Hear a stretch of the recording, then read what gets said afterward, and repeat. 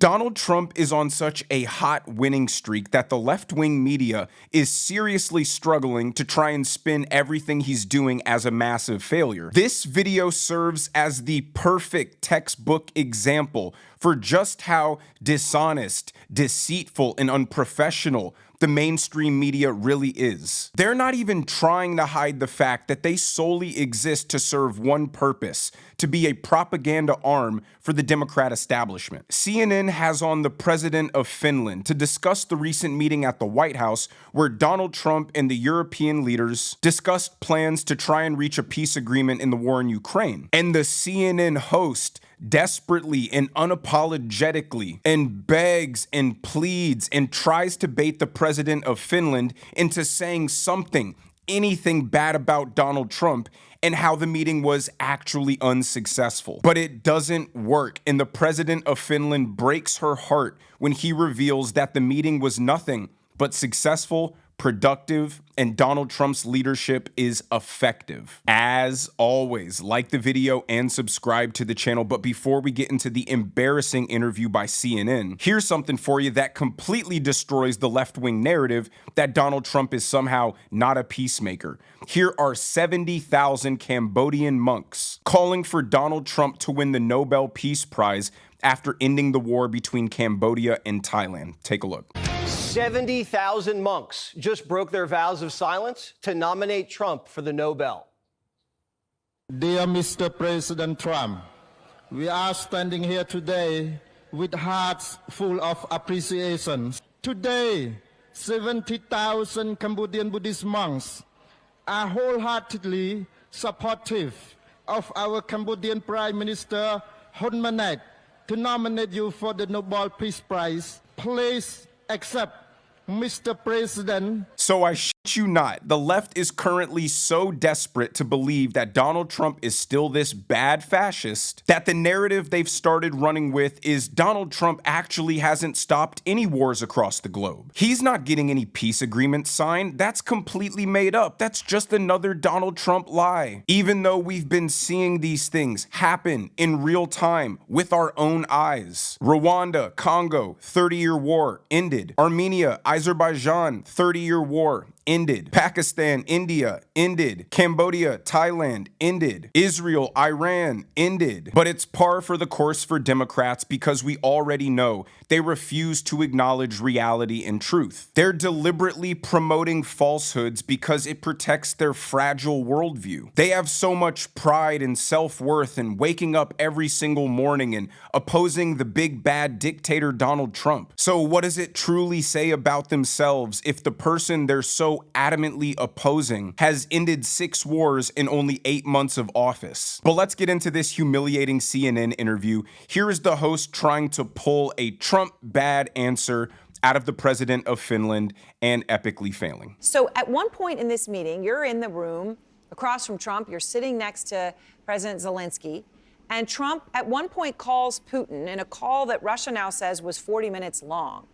I'm so curious, Mr. President, was there any conversation in the room about that call? Did Trump talk to you beforehand about it or after he got off the phone with Putin? Oh, yeah, definitely. I mean, this was very much a day of Team Europe and Team US together supporting Ukraine. So first, us Europeans, we had a pre-meeting, and then after that, Zelensky had a bilateral meeting with President Trump. And then we spent the better part of 4 hours together with President Trump sussing out what we can do next. And one of the plans was for President Trump to tell President Putin basically what we had decided in the meeting. So yes, it was very coordinated and very constructive. So her implication from the question, which the president of Finland quickly debunked, was that Donald Trump had this backdoor phone call with Vladimir Putin, where they made these secret plans to undermine Ukrainian sovereignty and only benefit Putin. And then solidifying that that was her implication by asking the president, well, did he share the details with you? And the president's like, yeah, of course. It was a really productive meeting. We all worked in a cooperative capacity. She was hoping he'd say something like, yeah, it was pretty concerning that he had a private phone call with Vladimir Putin. We don't know if we can trust that. But she clearly didn't get the answer she wanted. So let's jump back into this clip because she clearly wants him to say that there's division and distrust amongst all the leaders as it relates to Donald Trump. So you're saying that call, when the meeting sort of got paused, it sounds like what you're saying is because of the conversation that you're having in the room, that you all sort of said, okay, he said, all right, well, I mean, I don't want to put words in his mouth, but I'm going to go call him now. You guys were all in agreement with it. This is sort of how it sort of organically played out.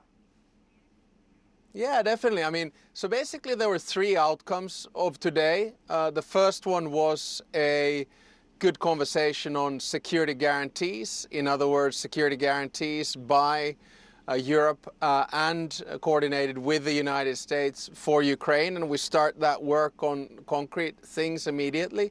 The second one was a suggestion of a bilateral meeting between Zelensky and Putin. And that was what President Trump was testing with President Putin, and President Putin had agreed to do that meeting. And then the third step is after the bilateral meeting, if everything goes well, which is of course always a big if when you're dealing with Putin, there'll be a trilateral meeting. So I think this was one of these meetings where we kind of took, 3 steps forward rather than any backwards. I mean, brutal. He said that they took 3 steps forward and none backwards. But you see the way she phrased the question, and you guys were just okay with that? You guys all agreed to that? She was trying to paint the picture that Trump is this rude, uncooperative, big bully, doesn't respect our allies, and kicked them out of the Oval Office in shame so he could call his buddy or puppet master Vladimir Putin. And he just debunked her. He was like, yeah, that's exactly what we wanted. Let's be productive. We're all in agreement with what we want to achieve. Go ahead and relay the message to him. And go back and replay the clip and look at the disbelief and confusion on her face. Because her job in the fake news is to purport a narrative in which Donald Trump lacks the respect of the European leaders, where they don't trust his judgment or leadership, and were forced to get on a plane to come protect Vladimir Zelensky from being bullied by Donald Trump. He's destroying every single fake left-wing narrative that they try to push on a daily basis. And since she can't get him to talk badly about Donald Trump, that's obviously failing. She instead tries to bait the president of Finland into leaking the private conversations of that meeting, and of course, failing yet again. Do you know what Trump said to Putin on the phone? I mean, what were the specifics that he put out there? Well, I mean, President Trump then, after the call, we agreed to meet in the Oval Office, and we had a very thorough briefing by him of the conversation. But obviously, in diplomacy, what happens in the Oval Office stays in the Oval Office when the media is not in there. Well, that isn't always true, but I appreciate that you are taking the high road and doing the right thing. Again, the framing of her question was intentionally trying to create a narrative that Donald Trump is sneaky, untrustworthy, and there's a lack of transparency amongst all of these leaders. Why wouldn't the president of Finland know what Donald Trump was talking to Vladimir Putin about? He only flew halfway across the world with every other major European leader to have a meeting about how they're going to approach Vladimir Putin in a unified manner. But because her entire audience is Trump deranged and believe that Trump is secretly working at the behest of Russia, and that he's the most evil man on planet Earth and can't be trusted under any circumstance, she has to ask that question from that faulty premise to satisfy her radical, delusional, Trump deranged, blue-haired audience. But the insanity from CNN does not stop there. Here is another panel actually complaining that the meeting was too productive. The fact that he feels he's got to check in with Putin right away still feels like Trump needs Putin's approval in a way that's got to be very disturbing to Zelensky sitting there. This isn't CNN's first rodeo. They should know the first time Putin and Zelensky talk should be face-to-face, not on speakerphone. So the reason Democrats are so incompetent and ineffective is exactly what that lady said right there. She believes instead of moving that meeting on productively and efficiently, hey, we all know what we want to say to Putin. Should I call him right now? Okay, good. She holds the belief that that haste to get things accomplished should have taken days, maybe weeks, maybe months. She thinks that time should have been wasted for the sake of wasting time. Donald Trump has made it clear he wants to see an end end to this war because 1,000 people are dying a week. So why not call Putin right now and speed things along as quickly as they possibly can? That's what being effective and productive looks like, and that's why people enjoy Donald Trump. She believes everything government does should be over budget and past a deadline. Donald Trump led a meeting with the leaders of Europe's largest countries, came to an agreement on what they wanted to do, broke so he could call Vladimir Putin to relay that message, and then brought the leaders back into the room to discuss what the conversation was. And CNN's trying to spin it as, oh, Donald Trump was eager to go seek approval from Daddy Vladimir. Just so bad faith and disingenuous, but it might not be the most disingenuous and bad take from the left-wing media. Here's fake Walter Cronkite on MSNBC saying that this meeting was pointless. It was merely a show and a distraction from Jeffrey Epstein. Take a look. Well, it was another successful day in the White House for the president. That president was, of course, Volodymyr Zelensky. President Zelensky, the most heroic European leader of the 21st century, went to the White House today surrounded by 7 other European leaders, including 5 European heads of state, to prevent Donald Trump from doing something crazy. That was the whole purpose of their trip. And once again, President Zelensky and the European leaders succeeded. Donald Trump did nothing crazy today about Ukraine, and only today. We don't know what happens tomorrow. But that is what a successful day looks like now in a White House, which used to be occupied by presidents who tried to prevent Russian dictators from doing something crazy. Success for Donald Trump today was measured in how much his not doing something crazy on Ukraine could distract attention from Donald Trump's long friendship with child rapist Jeffrey Epstein. The thing I despise the most about fake Walter Cronkite Lawrence O'Donnell is the rest of the Trump deranged media is openly frantic and erratic. But Lawrence pretends to be calm and stoic and objective and truthful. He pretends to be the last of a dying breed, old school newscasters who just call it how it is, no bias. But yet he might be the biggest propagandist of them all. I have never heard an honest thing come out of that man's mouth. They can't accept the fact that Donald Trump is not that bad because they've based their entire personality and careers on that statement being true. But the final thing I'm gonna show you is NBC interviewed the president of France, also getting his take on the historic meeting at the White House. And the reporter tries to bait him into saying Donald Trump is a fool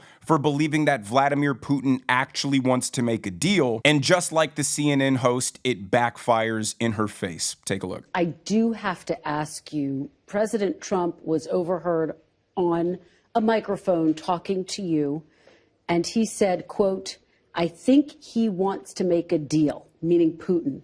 I think he wants to make a deal for me. You understand that? As crazy as it sounds. What went through your head when he said that to you? I think if, at the end of the day, if we have a deal which is compliant with this long-standing and robust peace, this is a great news. And your president, indeed, is very confident about the capacity he has to get this deal done, which is a good news for all of us and can break this, I would say, this daily killings, which are the responsibility of the Russian aggressor. So I think it's a great news. Joe Biden was hell-bent on making our European allies feel like they were superior and more important than us, because the left's entire philosophy was predicated on having guilt and shame for being a proud and powerful country. And Joe Biden, being the corrupt politician he is, who leverages his position in the government to provide beneficial financial dealings to his family, only cared about making these European leaders like him so he could extract favors from them down the road. And now that we have a president who is unapologetically America first, they may not like it, hell, they may be unhappy about it, but they certainly respect it and they are following Trump's leadership. And it's not just in the words that they're speaking, the high praise they're casting upon him. It's in their actions, Look at the trade deals. Look at the NATO agreement. They understand finally that this peaceful, democratic world that we all enjoy living in can only exist on the back of the strength and might of the United States of America. And if we back away from helping them militarily, economically, it will crumble their nations. And that's why the European leaders are showing so much respect for Donald Trump, and why, despite the Democrat media's attempt to get them to say something damning about him, all they could do was praise and applaud him. But let me know what you guys think down in the comment section below. If you enjoyed the video, make sure you hit that like button. Make sure you subscribe to the channel if you have not already. Turn on those notification bells so you guys never miss a video. And I will see you in the next one.